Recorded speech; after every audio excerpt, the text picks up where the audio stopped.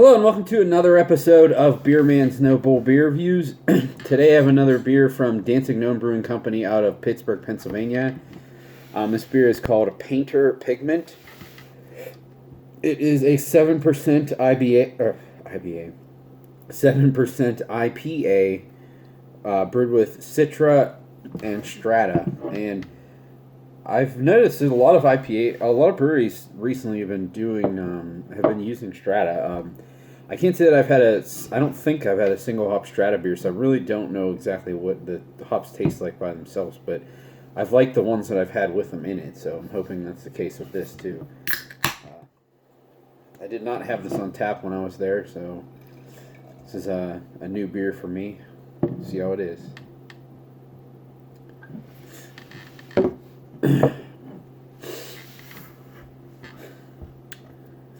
Pours a really hazy, darker straw to gold color with a really nice, fluffy, about one finger head. It's a little lighter than most of their IPAs. Usually they're slightly tinted more towards the orange character, which, in my opinion, it's probably good that it's lighter because I usually prefer that. Oh, that one's stinky. Like, stinky in a good way. None of that, that woody, earthy plant material that some other IPAs have. Very, pineapple-y and peach rings. It does have a breadiness to it, too. Honestly, this reminds me a lot of a Brew Gentleman beer. I'm not going to lie, the nose.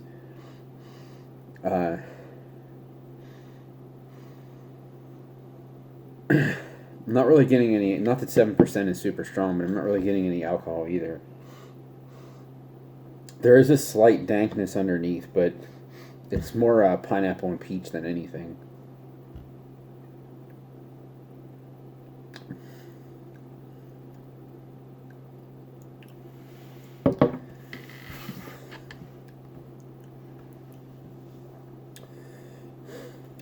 It's pretty good.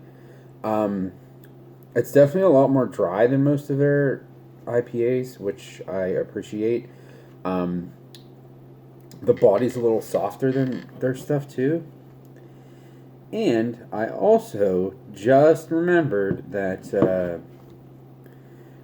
the brewer from Brew Gentleman is now brewing at Dancing Gnome.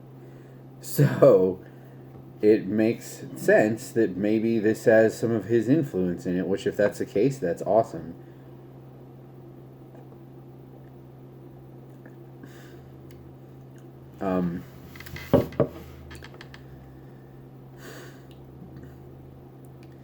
There's a very, very slight hint of like that oniony character that sometimes like Galaxy and Nelson Sauvin can have, especially.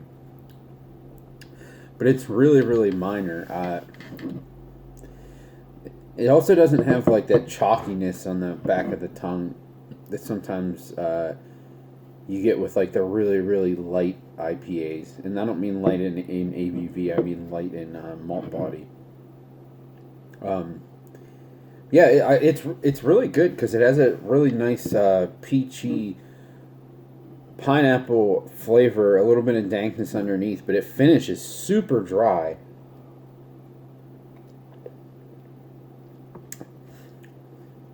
But there's really not a sacrifice of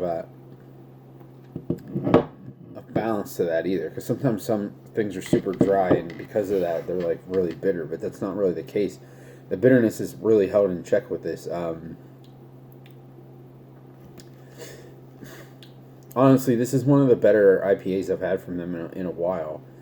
And I did hear from a couple people that this specific one was one of the best things that they have done recently. And it's hard for me to say that because I don't get as much of their things anymore. But of any of the things I've gotten from them recently, this is definitely, I don't know if it's the best, but I also can't think of one that I've liked better in the recent past, like the last couple of months or anything like that. I think this was $18, which is perfectly in line with most other breweries. If anything, it's a little cheaper. I know I say Dancing Gnome and Resident Culture Or no, even Resident Culture is going above that 20 sometimes. But at least with like IPAs, Dancing Gnome is usually doesn't break the $20 mark. Which to me, if something's above $20, like there's got to be a pretty good reason. And like triple IPAs, I kind of understand it because of course there's more grain that goes into it, and there's also there's more hops that go into it too. They're pretty expensive to get to the level of what some of them are. But still, I don't necessarily want all that extra alcohol. So to me, if I'm just getting it for the flavor, then there's no reason for me to pay that extra money. If I could get something that tastes just as good, that's like $17. But for $18, this is definitely worth it. Honestly, this is one of the better hazies I've had in a little while. Other than I did have I Don't Know You at High Branch tonight. Unfortunately, I wasn't there to get cans, and they were sold out of them. But that beer was absolutely phenomenal, and that was one of the best hazy beers they've done, in my opinion, in a long time. Like, it was close to Wedding Ring. So this isn't quite up to that level, but it's still very good, and a great offering from these guys, and I definitely recommend it, and it is a buy for me for sure. That's all I got in this one. Please like, comment, subscribe. Let me know what you think, and I look forward to doing the next one. Thanks.